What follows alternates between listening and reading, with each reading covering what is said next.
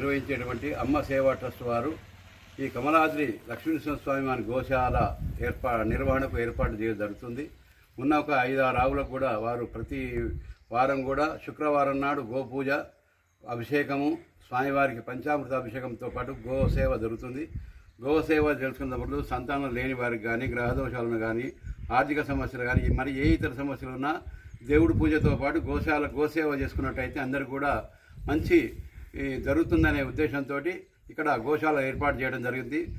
ఎవరైనా గడ్డికి కానీ, దానకు కానీ, నిర్వహణకు కానీ ఎలాంటి చందాలు ఇచ్చినా కూడా సద్వినియోగపడుతుందని భక్తుల యొక్క విశ్వాసంతో మీకు అందరికీ కూడా ఇది సద్వినియోగం జరుగుతుందని తెలియజేస్తూ మీకు విన్నవించుకుంటున్నాం. అందరూ వచ్చి దీనికి సహకరించవలసిందిగా కోరుతున్నాం. మన యాదగిరిగుట్ట ప్రధాన అర్చకులు కారంపూడి నరసింహాచార్యులు గారు మన నార్కెట్ మండలం సాపల్లి గ్రామంలో ఉన్నటువంటి కమలాద్రి లక్ష్మీ నరసింహస్వామి టెంపుల్లో అర్చకులుగా చేస్తున్నారు. ప్రధాన అర్చకులుగా చేస్తున్నారండి. ప్రతి శుక్రవారం కూడా కమలాద్రి లక్ష్మీ నరసింహస్వామికి అభిషేకము, అర్చన ఇవన్నీ కూడా జరగటం జరుగుతుందండి.